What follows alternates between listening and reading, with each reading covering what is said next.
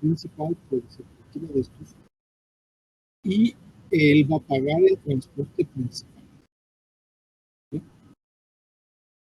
En este caso, los riesgos los está transmitiendo el vendedor en el lugar de origen y el comprador se hace cargo, digamos, de los riesgos, ¿sí? Pero el transporte principal lo está pagando el vendedor, ¿sí? Ya tenemos entonces eso que es muy importante. El riesgo se transmite del vendedor al comprador cuando la mercancía se entrega al comprador, poniéndola en poder del porteador. Nuevamente el término porteador, que significa el que va a transportar la mercancía desde origen hasta un puerto o aeropuerto de destino. El vendedor, no obstante, debe contratar el transporte de la mercancía desde la entrega hasta el destino correcto. Acá, esta es la línea que nosotros estamos viendo, que es la diferencia con los todos. En ese cambio, el vendedor de transportar la mercancía, en este caso, transportar esa mercancía a un lugar de destino.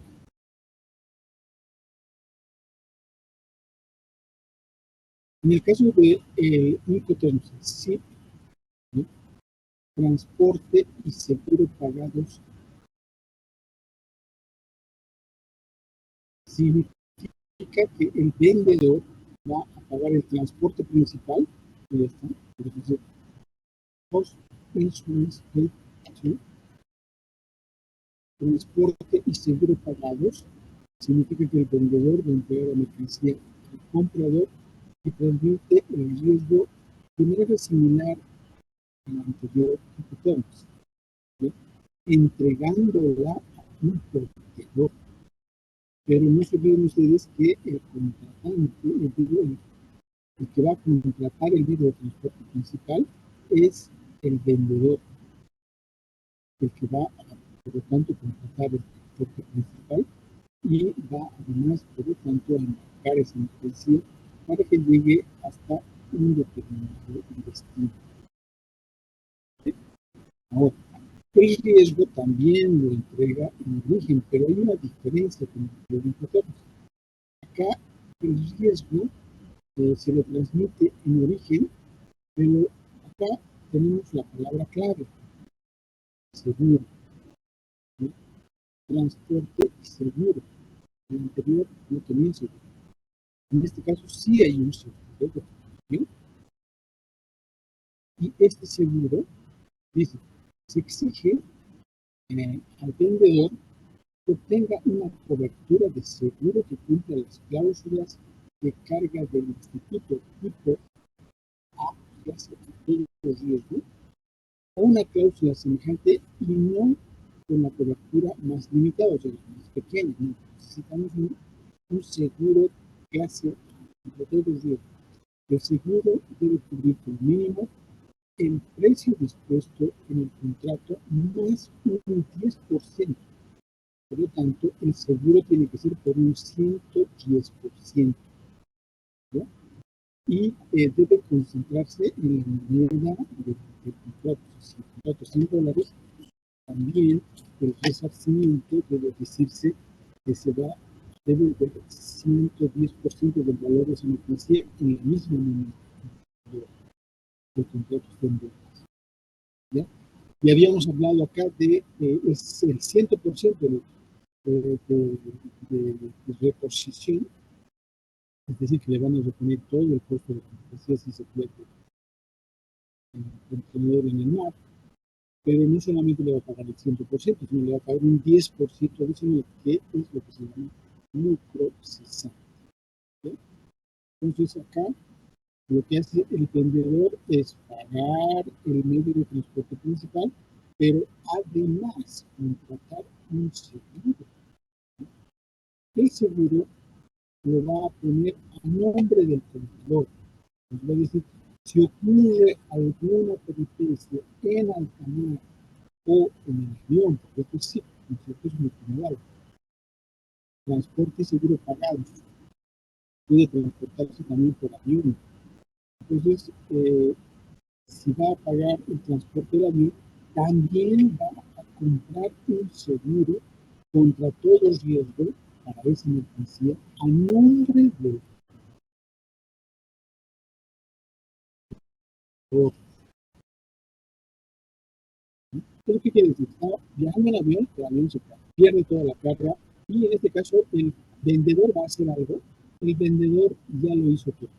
El vendedor, en lo que se refiere a los riesgos, compró un seguro por el 110% de la mercancía a nombre del comprador. Entonces, el seguro está en el comprador. La póliza dice, señor comprador, en caso de desgracia, acuda a la empresa aseguradora a recuperar su 110%.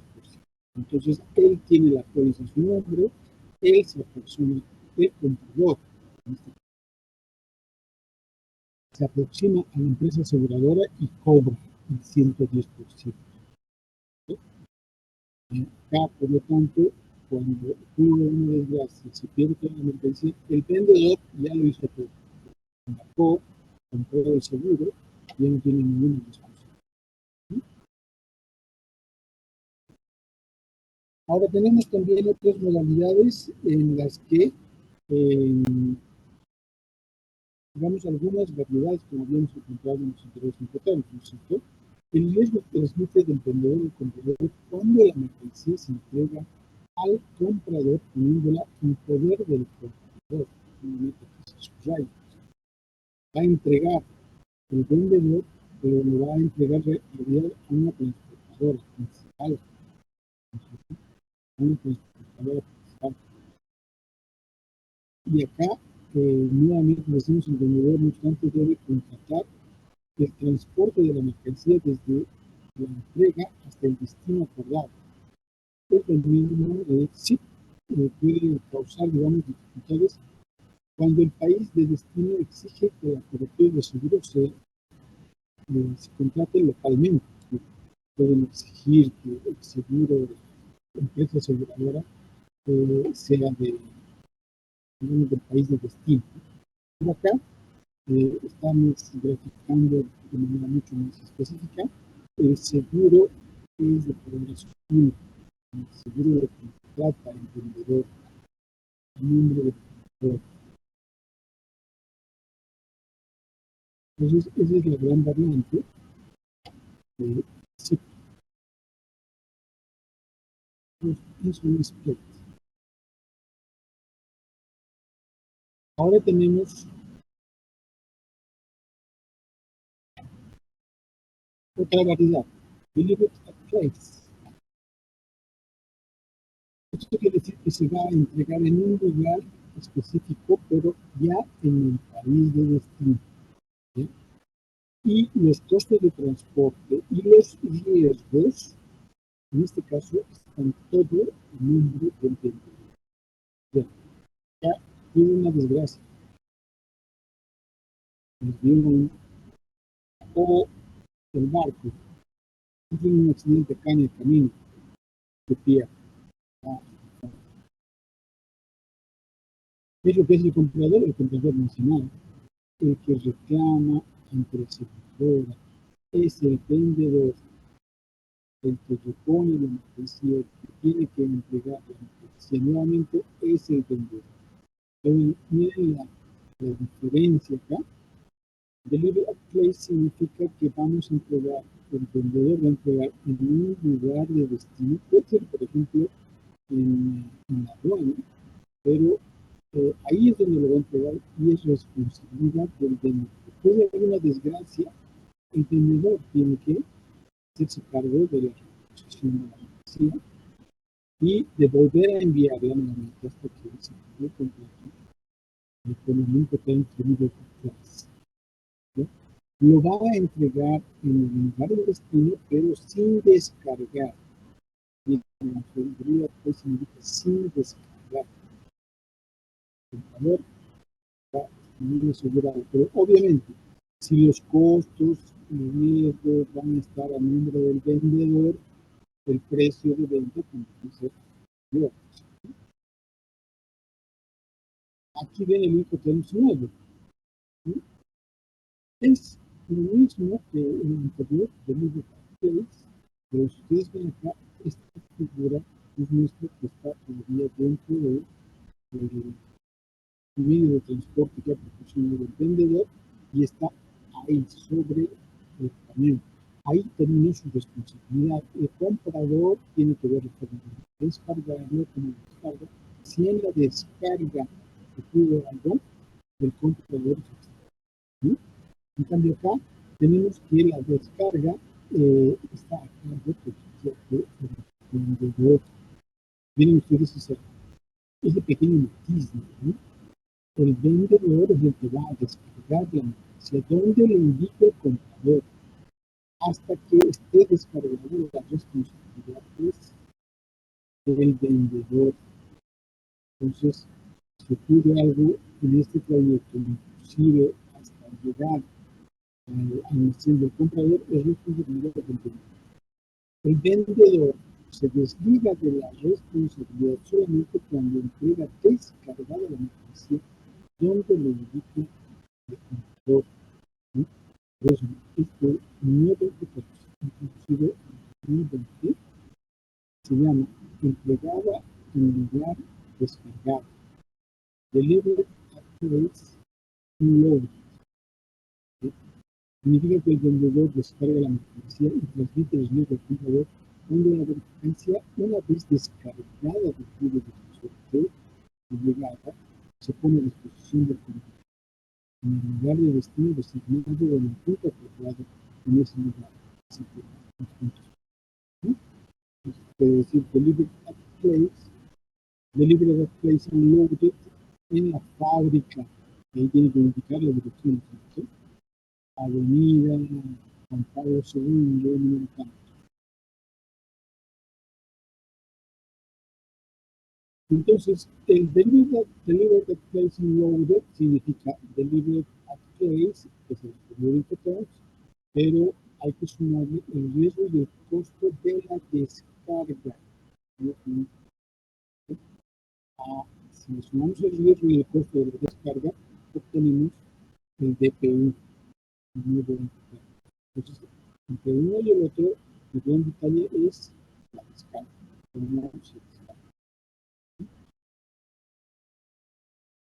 Y aquí tenemos el último Incoterms, que es el vendedor, es el más poderoso de todos, y hace absolutamente todo, inclusive paga los impuestos. Acá esta es la gran diferencia. El Delivery Duty Paid significa entrega con derechos pagados. Eso significa que paga inclusive los impuestos de importación. Esos son los Incoterms, por lo tanto, acá tenemos el otro extremo. En el otro extremo, acá el vendedor es casi todo, por lo tanto, todo esto está pintado de azul.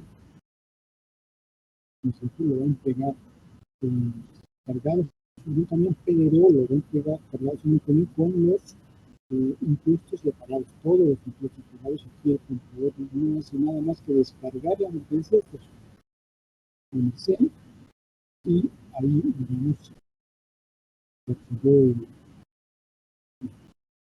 el transporte de esa mercancía hasta su destino.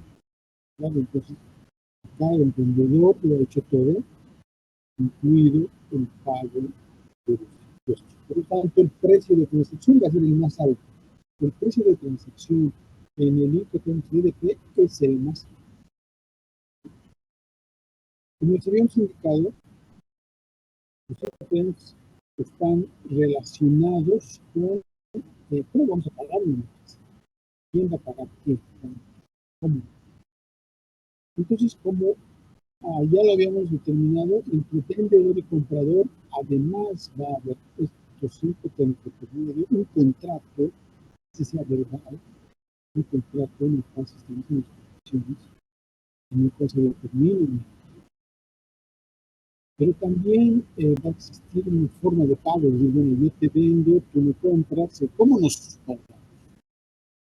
Y en términos de lo que es una transacción internacional, pues hemos pedido la ayuda de una profesora que es Geraldine Bamonde. La profesora nos va a explicar este tema. Primero, la diferencia entre medio y forma de pago, tipos y elección de forma de pago, transferencias internas, cobranza documental, carta de crédito y herramientas financieras que está ofreciendo Procuraduría. ¿Sí? Acá entonces tenemos ese detalle. Vamos a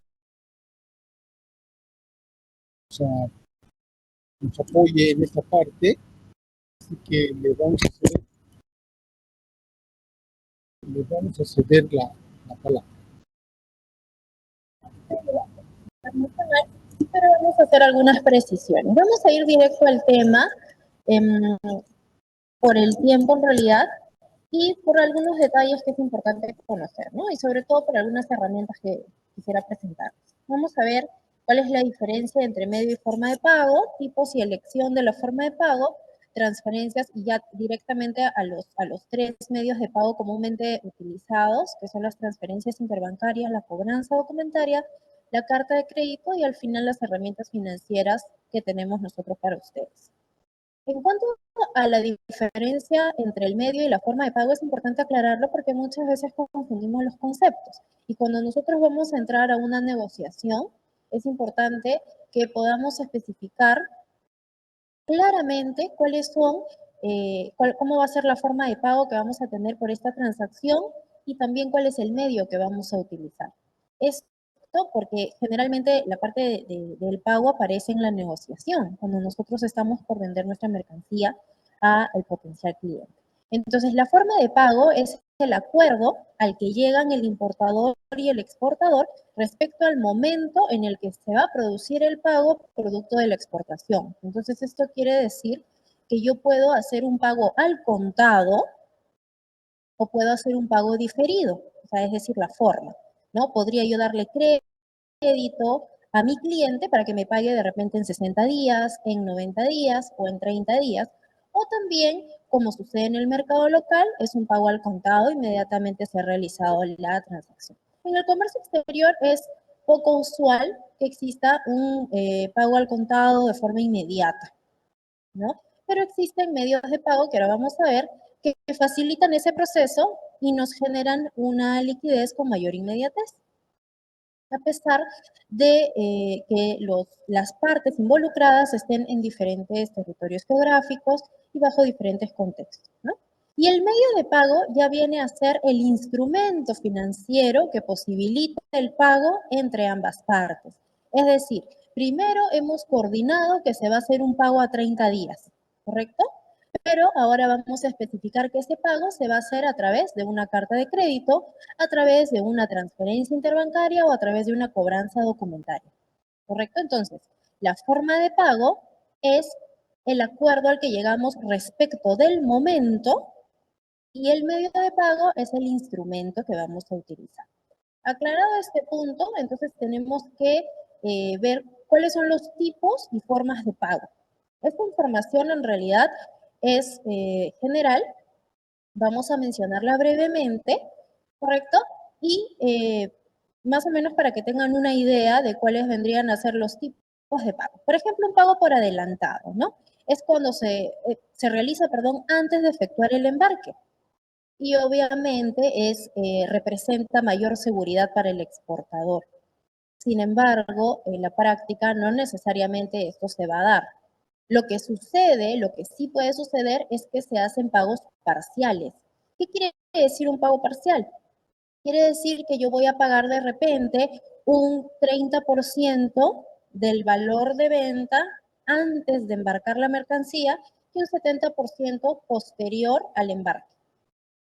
Podría ser este tipo, ¿no? Un pago parcial y se hace antes del embarque. Pero va a depender mucho de la negociación de las partes. Luego tienen un pago a la vista. El término se refiere a que es recibido contra la prestación de los documentos de embarque. Ahora que desarrollemos el tema de los medios de pago, vamos a ver que hay intervención de bancos en cuanto a estos medios. Entonces, Cuando yo digo que se trata de un pago a la vista, por ejemplo, en una carta de crédito, yo le presento al banco los documentos y si como parte de la negociación hemos dicho que es a la vista, el banco va a tomar un par de días en hacerme el pago. ¿Correcto? Es decir, basta que yo tenga los documentos completos establecidos en la carta de crédito y una vez que se los presente al banco, el banco hace el pago al exportador. Un pago a plazo es un poco lo que yo les estaba comentando. Recibido, o sea, el exportador lo recibe después de haber entregado los documentos de embarque al importador y de acuerdo a algunas fechas o plazos que hayan estipulado, ¿no? De repente me vas a pagar después de 30 días o después de 60 días, que en realidad es lo que comúnmente sucede en las operaciones de comercio exterior. Siempre dentro de la negociación se solicitan estos plazos para hacer el pago. Y es de ahí que también, si alguna vez han escuchado de algún inconveniente con algún pago, es eso, ¿no? Cuando te dicen, mira, quedó en pagarme el 30% una vez embarcada la mercancía y el 70% cuando llegara a destino, no, pero llegó a destino dañada y empiezan los problemas y no me quiere pagar el cliente, por ejemplo, ¿no? Simplemente para ponerles un ejemplo. Y luego la cuenta abierta, que es una situación ideal, es cuando el importador compra ahora y paga después, ¿no? En una situación ideal, el importador y el exportador acuerdan que el pago se va a realizar antes incluso del embarque. El 100% del valor de venta, del valor de la exportación, se va a realizar antes de que yo realice el embarque. Entonces, primero me pagas y luego te embarco. En la práctica, en realidad, también es poco usual, ¿no? Generalmente, como les comentaba, había un tema de plazos y factores que intervenían en la decisión. Pero ¿cuáles son esos factores que van a intervenir en la elección de un medio de pago? Yo he separado tres, eh, quizá los más importantes, pero en realidad hay muchos factores que ustedes pueden considerar o dentro de cada uno, ¿no es cierto? Se pueden desglosar otras alternativas. Por ejemplo, la confianza que existe entre el importador y el exportador. En una operación local, una operación de venta local, yo conozco al importador, o perdón, al cliente. Yo puedo ir a buscarlo, puedo ir a cobrarle, ¿no es cierto? Pero ¿qué sucede en una operación de comercio exterior? Normalmente cuando las partes se encuentran en distintos puntos geográficos y no necesariamente cercanos.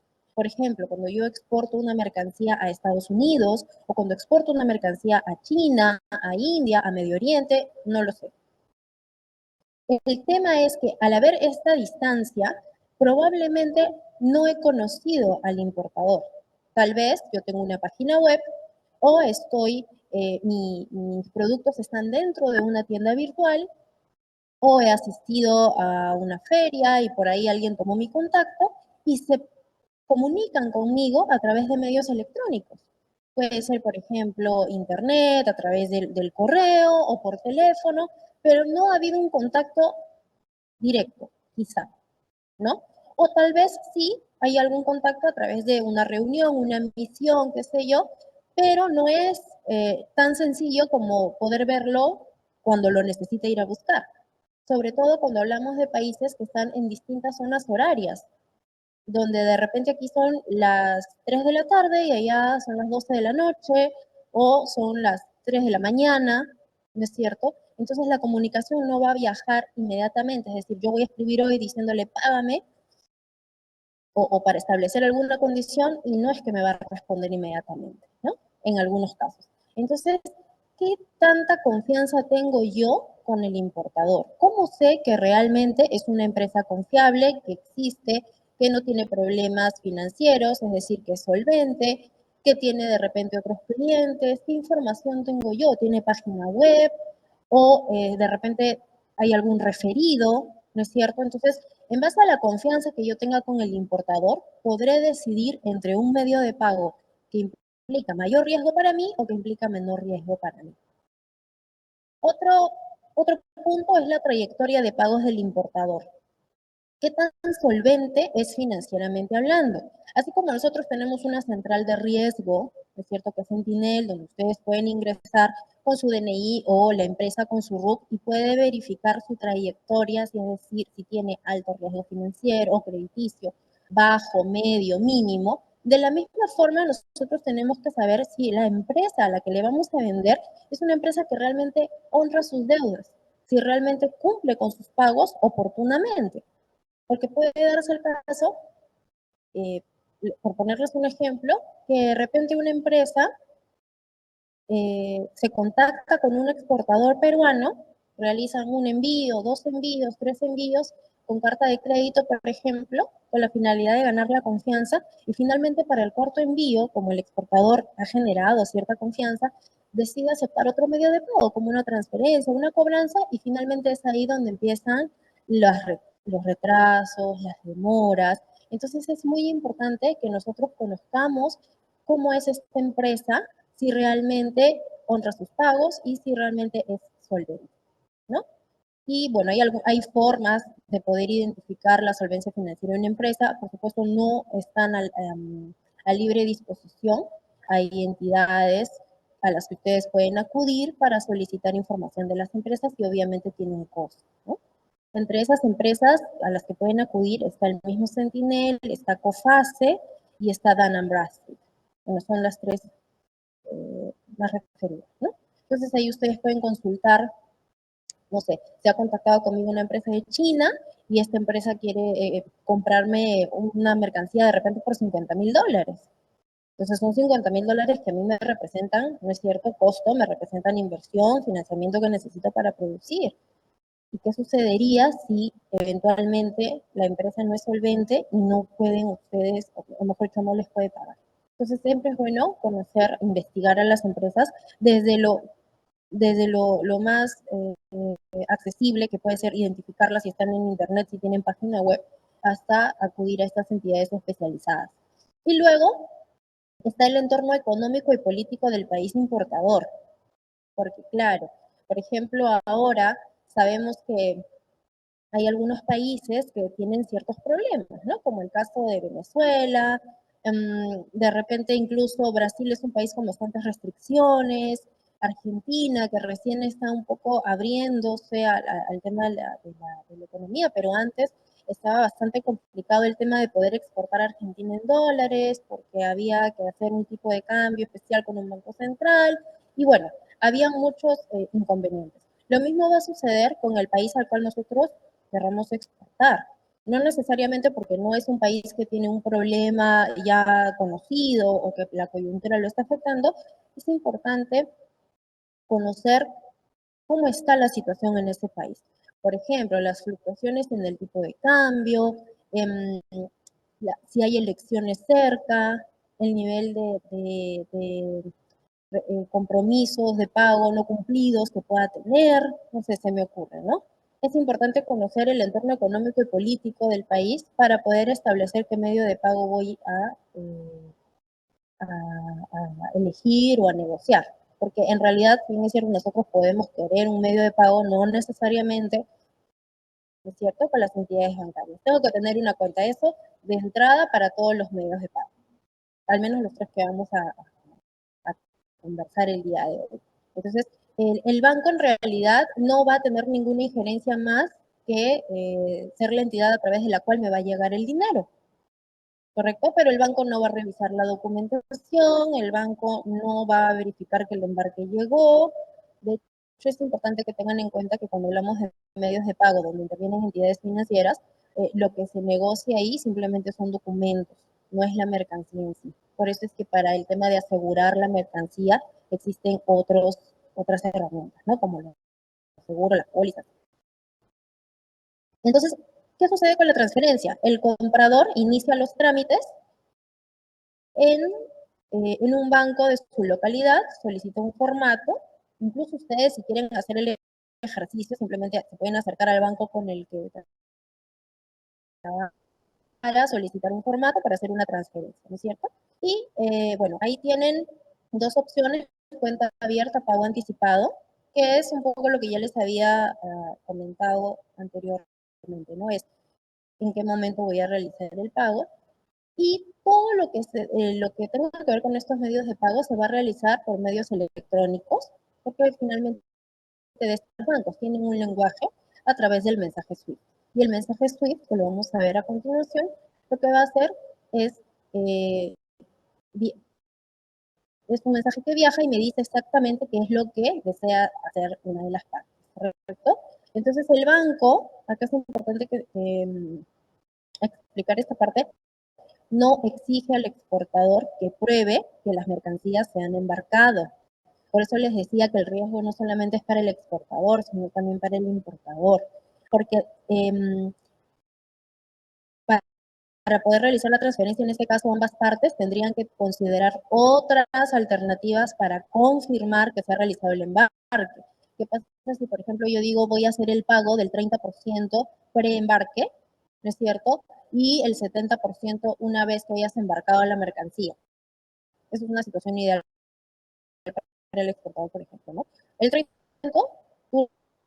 y una vez que el exportador tenga la confirmación de que el dinero está en su cuenta, podrá realizar el embarque en el periodo estimado. Una vez que ha realizado el embarque, el exportador tendría que enviarle al importador, al menos como prueba,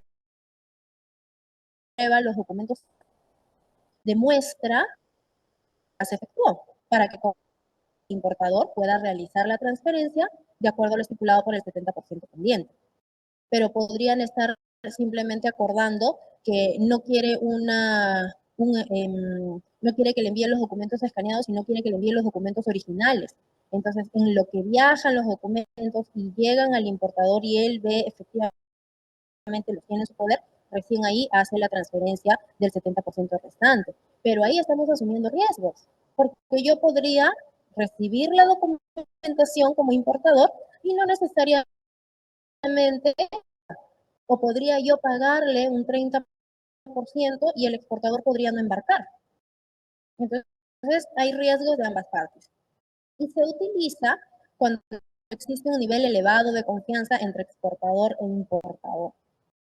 Ahora, el tema de un nivel elevado de confianza ya depende, no hay como unos tips, ¿no es cierto? O un checklist para decir, ok, si hay nivel de confianza o no, eso ya es un tema de negociación. Depende, por ejemplo, de cuánto tiempo es la relación comercial que tienen. Por ejemplo, si es la primera vez que le vas a exportar a la empresa, ¿será conveniente hacerlo a través de una transferencia interbancaria? Es la primera vez que tú vas a enviar tu mercancía a esta empresa. ¿Cómo tienes la prueba de que efectivamente esta empresa te va a pagar de acuerdo a las condiciones establecidas? Ahora, suceder también que si mi cliente es una empresa mucho más grande que yo, ¿no es cierto? Suelen tener ellos ya sus condiciones pactadas y es a veces complicado poder negociarlas. Pero también está la otra parte, que si es una empresa ya solvente, una empresa muy conocida, una empresa que ya tiene muchísimo tiempo en el mercado, tenemos que analizar si nos conviene o no asumir un medio de pago tan sencillo, ¿no? Pero entonces es eso, es de acuerdo a la relación comercial que tengamos, el nivel de conocimiento que tengamos en la empresa, conocemos de repente a los dueños, quizá viajamos porque tenemos la posibilidad y estamos constantemente yendo a visitar a nuestros clientes o a nuestro cliente para saber qué tal, si está conforme con la mercancía que le estamos enviando, qué más podemos hacer por él, qué valor agregado más podemos sumar, ¿no es cierto? Entonces es eso, dependiendo del nivel de confianza, si hay un nivel elevado de confianza, podríamos considerar una transferencia internacional. Sin embargo, esto no va a reducir, la confianza no va a reducir el riesgo del no pago al 100%. Es importante tenerlo claro. Y bueno, ¿qué es el SWIFT? Esto nos va a servir igual para todos los medios de pago, pero es importante que lo conozcan. Eh, Básicamente es una plataforma de comunicación en donde los bancos y demás instituciones, en su mayoría financieras, intercambian información y mensajes, ¿no es cierto? Es decir, lo que ellos traducen lo que quiere decir en códigos, lo que quiere decir el importador, es decir, quiero una carta de crédito, voy a abrir una carta de crédito a nombre del exportador y bueno, va a viajar a través del mensaje. Lo mismo con la transferencia interbancaria. ¿No es cierto? El código o el mensaje SWIFT contiene información. Perdón. Entonces, es eso básicamente, ¿no? La idea es que este sistema te permite o te genera mayor seguridad entre las entidades financieras, porque al igual que importador y exportador no están en el mismo ámbito geográfico, De la misma manera, las instituciones obviamente no están en el mismo ámbito geográfico. Entonces yo me estoy comunicando con el Banco Continental de Perú y estoy comunicándome con el banco o el Bancoldex, por ejemplo, o algún otro banco de otro país, o un banco de la China. Entonces, en realidad no es tan sencillo como alzar el teléfono y explicarle lo que queremos, simplemente esto está codificado, ¿no? Bueno, y son como dice aquí en la diapositiva, mensajes electrónicos autenticados. Entonces, actualmente lo utilizan las entidades financieras. Antes del mensaje SWIFT existía el Telex, pero hace muchos años atrás, ¿no? Esta es un poco la figura de cómo funciona una transferencia internacional.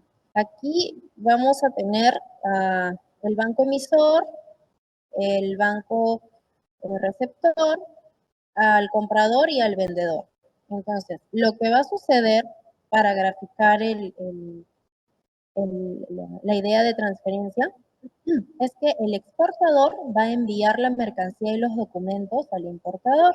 Una vez que el importador las recibe, va a generar la orden de pago con su banco, ¿no es cierto? Y el banco va a tomar el dinero de la cuenta del importador o el financiamiento, dependiendo de cuál sea la relación que tenga. Y esta orden de transferencia va a viajar a través del mensaje SWIFT al banco del exportador. Y el banco del exportador, obviamente, va a hacer el abono en la cuenta del exportador y él va a recibir el dinero. En realidad es como lo ven, bastante sencillo. Lo que se necesita es tener el formato que les mencioné al inicio de la explicación de transferencia, donde yo voy a consignar los datos, voy a consignar el código SWIFT del banco al cual voy a hacer la transferencia, todos los datos, y luego se procede con el pago. Pero en esta situación, por ejemplo, en este esquema, el exportador ha enviado toda la mercancía previamente, ¿no? Al importador. Puede darse el caso que el importador decida simplemente no pagar, como en algunos casos sucede. Exporta la mercancía y el importador comienza a encontrar ciertos errores, como que de repente está contaminada, como que de repente no ha llegado la cantidad exacta, como que han cambiado las condiciones en el mercado y que ya no te voy a poder pagar lo que te prometí, sino que voy a tener que castigar el precio porque la carga no sale. Bueno, puede darse la situación. O en el mejor de los casos, puede ser que recibí los documentos, realizó el pago, o como hemos comentado antes, ¿no? Un porcentaje preembarque, un porcentaje post-embarque, un porcentaje una vez que el importador haya recibido la mercancía. En cuanto a la cobranza, vamos a nosotros hablar de la cobranza documentaria, porque es otro de los medios de pago que se encuentra no es la transferencia internacional, es bastante económica en cuanto a comisión, ¿correcto? Los bancos te van a cobrar una cierta tasa y por ahí alguna que otra comisión, si es que ellos lo tienen considerado, y esa comisión te la cobran a ti por recibir el dinero, se la cobran al importador por enviar el dinero. Dentro de la negociación es importante que ustedes lleguen a establecer quién se hace cargo de esos gastos.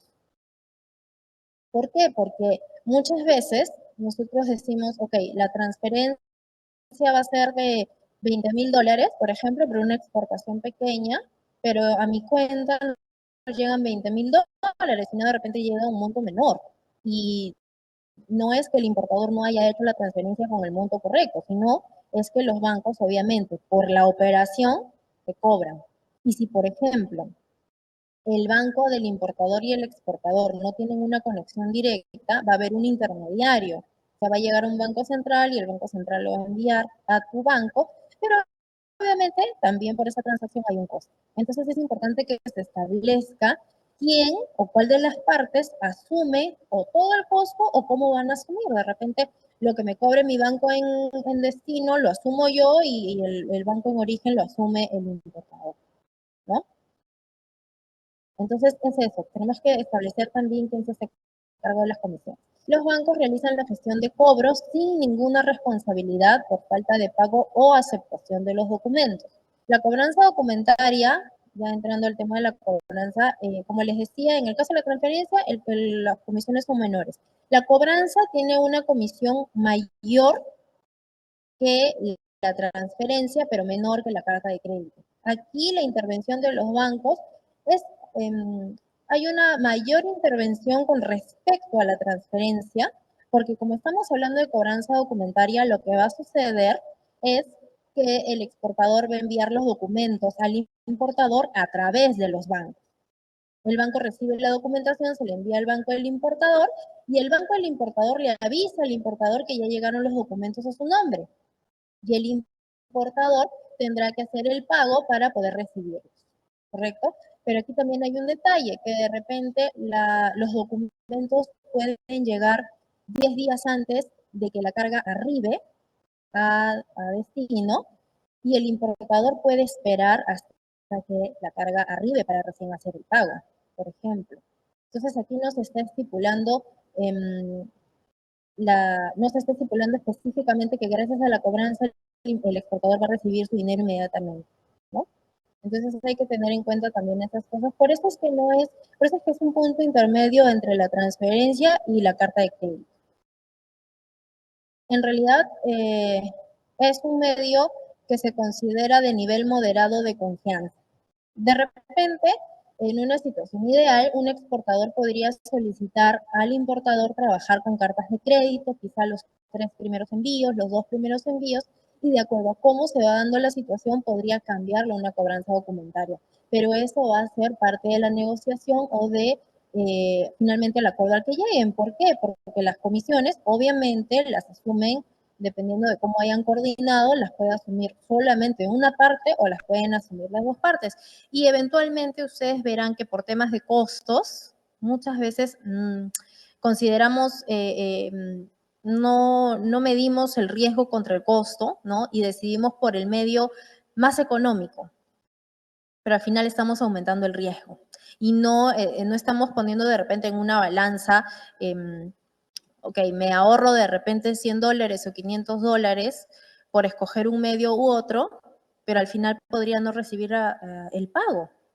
Y estamos hablando de $100 o $200 contra quizá $20,000, $30,000 o incluso un monto mayor, dependiendo del valor de la exportación.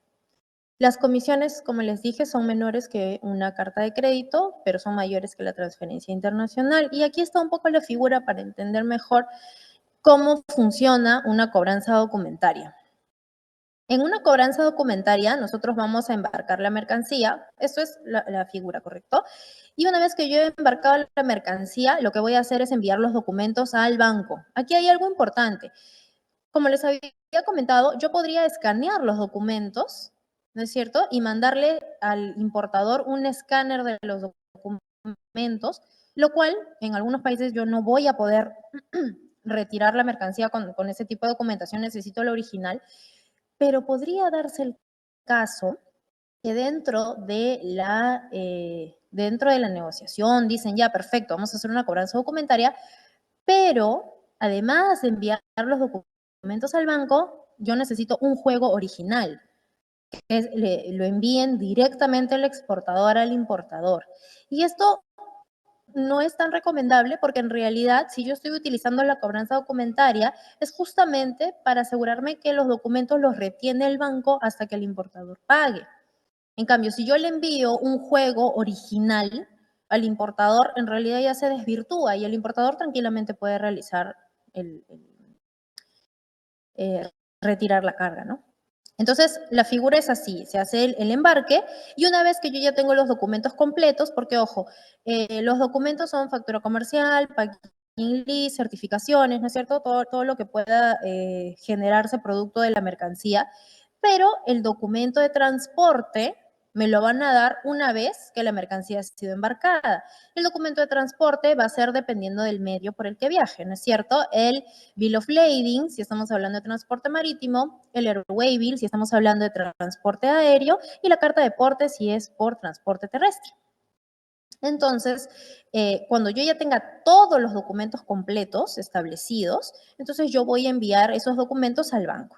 El banco, es decir, el banco del exportador los va a recibir y los va a enviar a su vez al banco emisor, es decir, al banco del importador. ¿Ya? Cuando recibe los documentos, el banco del importador lo que va a hacer es notificarle al importador. Él le va a notificar que hay unos documentos a su nombre y el importador lo que hace es aceptar los documentos. O sea, podría también revisar y decir que no están conformes, que no están correctos, ¿no es cierto? Puede aceptar los documentos y entonces se hace el cargo en cuenta. Es decir, el importador tiene que pagar al banco para poder tener la documentación y una vez que que ha hecho el pago, el banco le entrega los documentos, finalmente el importador podrá retirar la mercancía y en paralelo el banco lo que está haciendo es transferir el dinero al banco del exportador y el exportador recibe su pago. ¿Correcto? Entonces, eso es más o menos cómo funciona una cobranza documentaria, en la que hay una intervención moderada de parte de los bancos porque finalmente yo le entrego los documentos a él, al banco, ¿no? Y quien solicita la cobranza es el banco del exportador. Luego, la carta de crédito, bueno, también se conoce como crédito documentario y se considera uno de los medios o el medio más seguro o el medio de pago más seguro. En cuanto a costos, la comisión va a ser más alta que la de una cobranza documentaria y obviamente más alta que la de una transferencia interbancaria. Pero también es cierto que el nivel de riesgo se reduce para ambas partes, ¿no? Ahora vamos a ver un poco aquí en la información a qué se refiere con este tema de reducción. Pero lo que sí es importante que tengan en cuenta es que ningún medio de pago reduce al 100% el riesgo en cuanto a la operación o en cuanto a que no pueda recibir ni el pago o que la mercancía no esté conforme a lo estipulado, ¿correcto? Entonces, el banco del importador, a diferencia de los medios anteriores, en el caso de la carta de crédito, quien apertura la carta de crédito es el importador. Entonces, yo cuando voy a realizar la negociación o estoy conversando con el cliente, yo le puedo decir, ok, el medio de pago que yo necesito, que yo quiero es la carta de crédito, pero no necesariamente el importador puede aceptarla. Recordemos que quien abre o quien apertura la carta de crédito va a ser el importador. Entonces, igual parte de la negociación. Entonces, una vez que se ha aceptado este medio de pago, el importador lo que va a hacer es acudir a su banco para solicitar se aperture una carta de crédito a nombre del exportador, ¿correcto? Contrae entonces el compromiso escrito de pagar al exportador en un plazo fijo y contraentrega de los documentos que amparan la exportación. Puede ser utilizado también como sustento de financiamiento pre y posembarque. De hecho, es uno de los medios de pago más seguros, como les acabo de contar. Entonces, yo puedo, una vez que yo tengo la carta de crédito, yo puedo ir a mi banco y solicitar un financiamiento. No quiere decir que porque yo voy a ir al banco a solicitarlo, el banco me lo va a dar inmediatamente. ¿Correcto? Hay evaluaciones que son independientes o que son transversales a que tenga una carta de crédito o etcétera, ¿no? Porque aparte de los documentos que yo pueda tener, el banco siempre me va a evaluar como empresa. En la charla que tuvimos de financiamiento hace como 2 semanas, me parece, les comenté cuáles eran los criterios que consideraban las entidades financieras para evaluar a una empresa, ¿no? Criterios cuantitativos y criterios cualitativos. Y esto es transversal al producto financiero o financiamiento que nosotros queramos acceder. Pero sí puede ser utilizado como un sustento de financiamiento, tanto pre como post-embarque, porque depende de el plazo que yo esté considerando en la carta para el pago. Y es el medio de pago considerado más seguro para el exportador, en realidad para ambas partes, porque se utiliza cuando no hay confianza no solamente cuando no hay confianza con el importador o cuando no lo conoces, porque en la práctica es bien difícil que yo no conociéndolo, que sea la primera vez que vamos a trabajar, yo le diga quiero carta de crédito y él acepte, ¿no? Ahora, también puede darse el caso que las mismas empresas importadoras trabajen con carta de crédito. y te obligan un poco a utilizar ese medio de pago. También se ha dado el caso, que el importador quiere quiere comprar cierta mercancía, pero él también ya te da sus condiciones y dentro de esas condiciones también está la carta de crédito como medio de pago, por ejemplo. Ya les comenté que es aperturada por el importador, ¿no? Ahora, son operaciones independientes de las ventas o de cualquier otro contrato en los que puedan estar basados. Entonces, es importante aclarar esto porque cuando yo realizo mi contrato de compraventa o mi orden de compra o el intercambio de negociación a través de medios electrónicos, como el correo, por ejemplo, esto es independiente de la carta de crédito. Es decir, dentro del contrato, dentro de mi orden de compra, dentro de la negociación, es que yo estipulo el medio de pago que voy a utilizar y no al revés.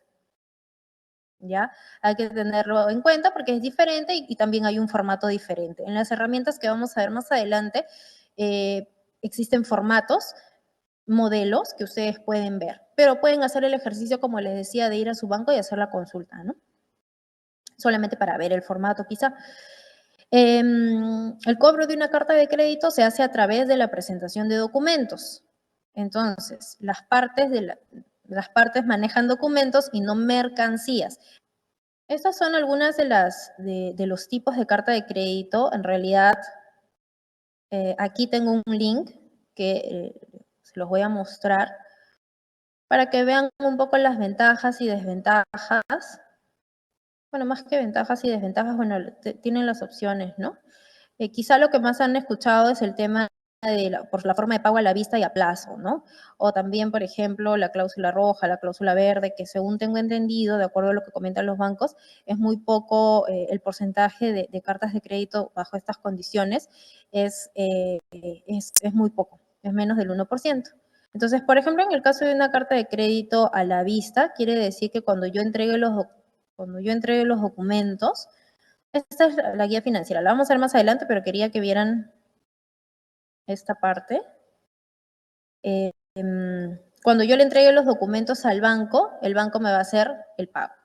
Cuando yo realizo una carta de crédito, obviamente, hay unas consideraciones, es decir, cómo van a viajar los documentos, el plazo que se estipula, el plazo para embarcar, qué información tiene que contener cada documento, etcétera, etcétera. Y como eso está estipulado en la carta de crédito, cuando yo le lleve los documentos al banco, el banco va a hacer un checklist, o sea, va a revisar que la información que he recibido es la correcta. Y si no es la correcta, avisará para proceder con las correcciones que sean pertinentes o si de repente el importador decide aceptarla tal cual. Entonces, pero cuando es a plazo, les decía, ¿no? Entonces yo presento los documentos y contra vista de documentos se hace el pago. En teoría deberían ser pues dentro de los 3 o 4 días siguientes que yo presente los documentos, que mi banco, el banco del exportador, debería de hacerme el pago, ¿no? Ahora, cuando es diferido, no se paga inmediatamente, sino que hay un plazo que han estipulado las partes, que era lo que les decía, de repente a 30 días, a 60 días. Entonces, ahí esa es la diferencia básicamente, ¿no? En cuanto a los demás, igual solamente se los voy a mostrar brevemente para que lo puedan ver.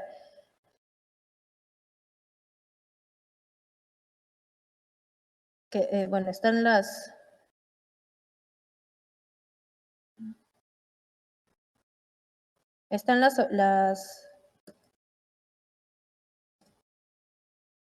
está. Están un poco las ventajas de una u otra opción. Acá lo tienen, no sé si lo pueden ver, quizá porque está un poco, creo que ahí se ve mejor, ¿no? Ahí tienen, por ejemplo, cuáles son las características de un tipo de carta de crédito irrevocable, avisada, notificada, confirmada, y cuáles serían las ventajas y desventajas visto desde el punto de vista del exportador. ¿Ya? Igual todo esto es información que no necesariamente quiere decir que es obligatorio que ustedes la tienen que hacer de esta forma o yo tengo que especificar. Va a depender mucho de cómo conversen. Y en realidad acá también es sugerencia que cuando ustedes se acerquen a su banco con el que ya tienen su cuenta, con el que vienen trabajando, también le pidan consejo, porque finalmente son ellos los que manejan este tipo de productos. o de medios, perdón. Eso es un poco con respecto al tema de la carta de crédito y los tipos, que se los quería colocar, no vamos a hablar de cada uno, pero quería igual que vieran más o menos lo que, el desglose de este medio de pago. Y ahora vamos a ver un poco lo que es, cómo sería el flujo. ¿Cómo sería el flujo de la carta de crédito? Primero existe un contrato, ¿no? Un contrato de compra-venta internacional. Quizá este medio de pago también te exige una mayor seriedad en cuanto a cómo tú realizas la negociación. Nosotros estamos acostumbrados a, de repente, negociar de palabra o a través de un correo electrónico y muchas veces confiamos en la palabra. Pero cuando esa palabra no está en papel bien, algunos inconvenientes de no pago, no solamente por el lado de nosotros como exportadores, sino que dije que la carga tenía estas características puntuales y cuando llega la calidad es mucho menor de lo que habíamos acordado. Pero claro, como no hay ningún documento que establezca una penalidad porque no me has enviado la carga de acuerdo a lo establecido, entonces no pasa nada, ¿no? Es decir, bueno, ya llegó, ¿qué vamos a hacer? Tienes que pagarme, por ejemplo, ¿no? Se me ocurre. O caso contrario, por ejemplo, el importador, tú eres consciente de que la carga salió de Perú en buenas condiciones, con la calidad establecida, y llega a destino y el importador dice, no, pero no he llegado en las condiciones específicas, no ha llegado en la calidad que habíamos acordado, ¿no? No, estamos hablando primero del contrato de compra-venta internacional. Entonces, cuando yo voy a establecer las condiciones en un contrato, es decir, las condiciones en la negociación, yo tengo que plasmarlas. Porque, ¿qué pasa si las condiciones no se cumplen? Tiene que haber alguna penalidad, ¿no es cierto? Yo no voy a pagar no voy a pagar el total de la mercancía si no ha llegado conforme a lo que habíamos acordado, ni tampoco voy a enviar la mercancía si es que no me estás pagando de acuerdo a los plazos que habíamos acordado. Pero si no hay un papel que sustente estos acuerdos a los que habíamos llegado, entonces es muy difícil que realmente se puedan, que las empresas realmente puedan ejercer su derecho o quejarse o acudir a alguna entidad porque no hay un documento. Y claro, es una prueba, pero difícilmente pues tú en un correo pones, ah, ya, pero si por si acaso la carga no llega, tal cosa, ¿no? Es bastante poco probable. Entonces, es importante establecer un contrato de compra-venta internacional y dentro del contrato decimos que el medio de pago va a ser la carta de crédito, la cobranza, lo que fuera. Entonces, una vez que tenemos aquí el contrato, se hace el importador, una vez que han negociado y han dicho, ok, vamos a trabajar con carta de crédito, el importador apertura la carta de crédito a favor del exportador en su banco. Vamos a suponer que estamos en Estados Unidos o en la India o en la China y yo, que soy el importador, voy a ir a mi banco con el que más trabajo, ¿no? Mi banco confianza, y le voy a pedir aperturar una carta de crédito a nombre del exportador que está aquí en Perú. Luego, el número 3, que está aquí, el banco del importador le va a enviar la carta al banco del exportador y le va a decir, oye, mira, ¿sabes qué? Mi cliente ha abierto una carta de crédito a nombre de tu cliente. Y el banco del exportador le va a notificar que se ha abierto una carta de crédito. Una vez que ya tiene esa confirmación de la apertura de la carta, lo que va a suceder es que de acuerdo a lo que hayan estipulado en el documento, se va a proceder con el embarque de la mercancía.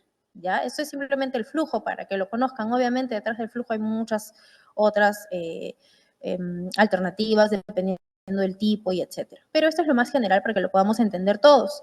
Una vez que se ha realizado el embarque de la mercancía, yo voy a contar con la documentación completa, que no solamente estamos hablando del documento de embarque, la factura, sino que de repente esta mercancía está asociada a ciertos certificados que tengo que tramitar. Entonces, cuando yo tenga toda la documentación completa, se la voy a enviar al banco. Se la voy a dar a mi banco, al banco del exportador. Y nótese que aquí el banco del exportador va a recibir la documentación y si, por ejemplo, es una carta de crédito a la vista, que era lo que les comentaba hace un momento, el banco va a revisar, va a hacer el checklist, si está esto, si está esto, está esto, y de repente en 3 o 4 días le hace el pago al exportador. A su vez, ojo, la mercancía sigue en tránsito, digamos, está en camino. Pero digamos, el tiempo es mucho más rápido en este tipo de cartas, ¿no? Luego, el banco del exportador, perdón, le va a enviar los documentos, este es el número 8, le va a enviar los documentos al banco del importador. Y el banco del importador igualmente revisará y hará el reembolso al banco del exportador. Posteriormente, le indicará al banco del importador, oye, acá están tus documentos, ¿no es cierto? Ven a recogerlos para que puedas retirar tu carga. Y al final, el cliente, el importador, ya con los documentos originales, retira la mercancía de la aduana. Y en una situación ideal, no hay ningún inconveniente, todo salió perfecto, todo fluyó, no hubieron errores, no hubieron revisiones, no hubo nada. Y bueno, ahí está la transacción, ¿no? Ahora, no hay muchos porcentajes, no hay un alto porcentaje de rechazos, ni hay un alto porcentaje de algún tipo de estafa a través de una carta de crédito. Los bancos mencionan eso, justamente por eso lo consideran como uno de los medios de pago más seguros. Si, por ejemplo, un dato importante, si dentro de los documentos negociados estamos hablando de que dentro de los documentos se considera un seguro sobre la carga, ustedes saben que, no estoy segura si es que lo manejan, pero bueno, los seguros, tenemos 3 tipos de seguros, ¿no es cierto? Bueno, de hecho hay más, pero digamos, estamos hablando de un seguro que te cubre el 10% de la carga, que te cubre el 50%, y un seguro que es el seguro C, que te cubre el 100% de la carga. Si vamos a trabajar con una carta de crédito, lo que sí te piden es que el seguro sea por el 110% del valor de la carga. O sea, que el seguro, que la póliza asegure el 110% del valor de la carga, o de la mercancía, mejor dicho. Eso sí es importante tenerlo en cuenta porque también me va a representar quizá un costo adicional, ¿no? Porque de repente yo quería contratar un seguro básico y en este caso no podría hacerlo. ¿Cuál es el contenido mínimo de una carta de crédito y los documentos a presentar? Esta es información referencial, por eso dice contenido mínimo. A ver, yo tengo que considerar obviamente datos, ¿no es cierto? Los datos del importador y los datos del exportador del beneficiario. Obviamente el tipo de carta de crédito que voy a trabajar, porque sobre eso se va a definir seguramente el plazo o el momento del pago, el tipo, hasta incluso el alcance de ciertos documentos. La moneda en que se va a trabajar y el importe y el Incoterm en el que se va a trabajar.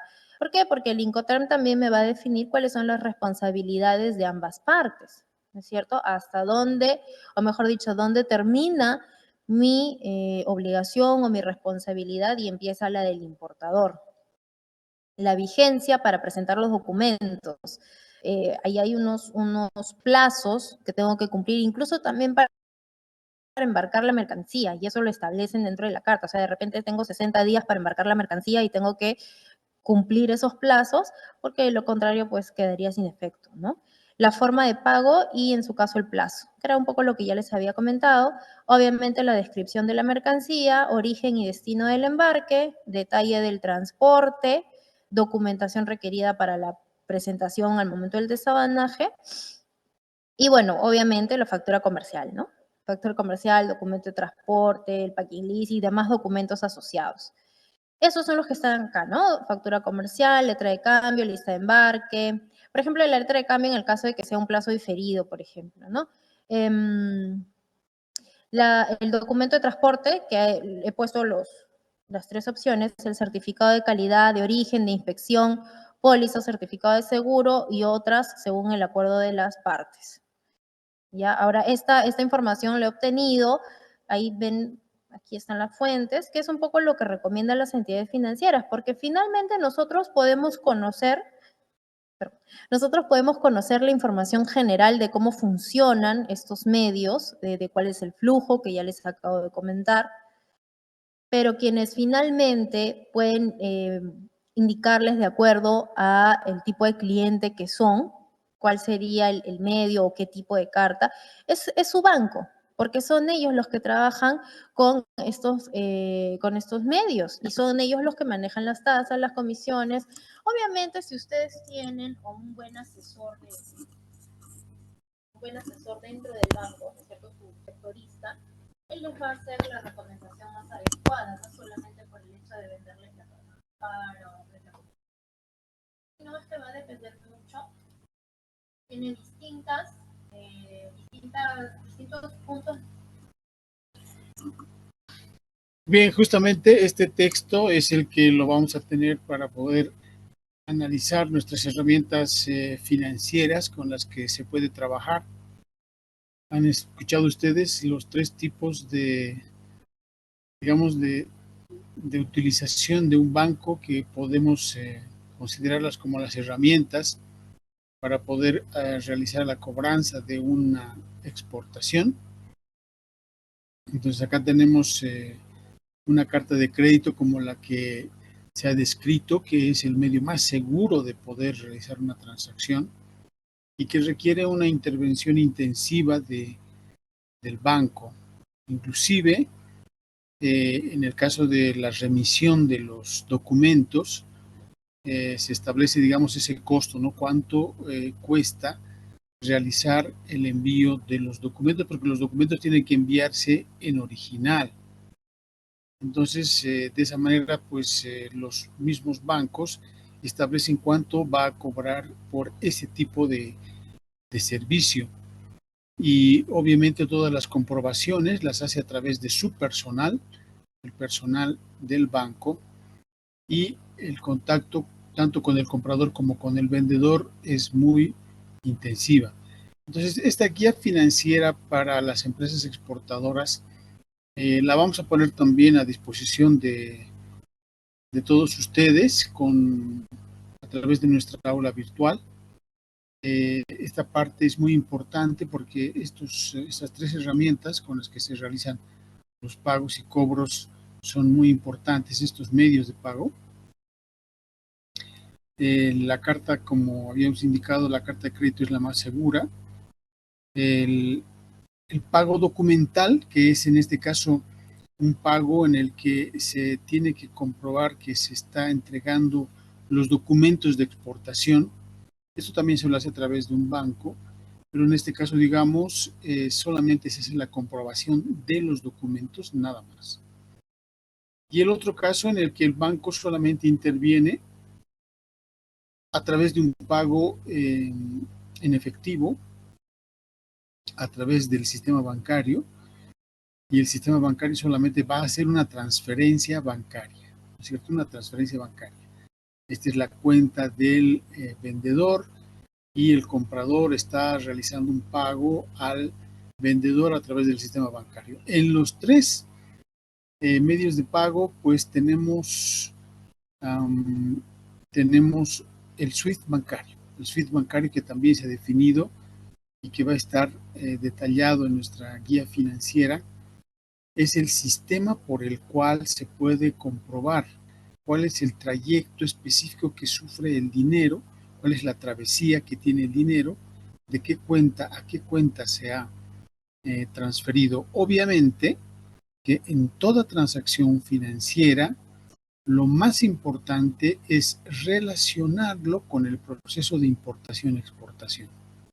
Es decir, que para un SWIFT bancario que tenga validez para la aduana nacional, es necesario que estos documentos puedan ser relacionados a través de una orden de compra, a través de una factura comercial, a través de un número de contrato, a través de una carta de crédito, porque la carta de crédito también ya va a tener, digamos, un número de contrato. Entonces acá la profesora Baumonde nos ha explicado de manera muy detallada todos estos medios de pago, que diferencia con las condiciones de pago. ¿Cuál es la diferencia? Es lo primero que tenemos que transar en realidad. Y por lo tanto, esto también va a ser parte del análisis que vamos a continuar realizando la próxima semana, donde vamos a cerrar justamente en una clase presencial. No sé si tengan ustedes alguna duda que quieran consultar. Les cedo el micrófono por unos minutos. Lisa, buenas noches. ¿Se me escucha? Adelante. Les dan una consulta. El examen va a ser el día viernes. ¿Va a ser de este tema de herramientas financieras o de qué va a ser el examen? El examen del día viernes es un examen final. Eso quiere decir que tomamos en cuenta todo lo que hemos estudiado en el primer, segundo y parciales, o sea, y tomando en cuenta también todo lo que se ha avanzado, pero podríamos definirlo en las herramientas PROM Perú que van a trabajar en el trabajo final. Esas herramientas son muy importantes. Los 5 terms y justamente la parte de los medios de pago internacional. Es esta tercera parte que sería, digamos, los 3 elementos que vamos a tomar en cuenta en el examen. Entonces, primero, las herramientas que vamos a utilizar para la simulación, los 5 terms y los medios de pago internacional. Eso es lo que entraría en nuestro siguiente examen para que quede perfectamente delimitado. ¿Alguna otra consulta?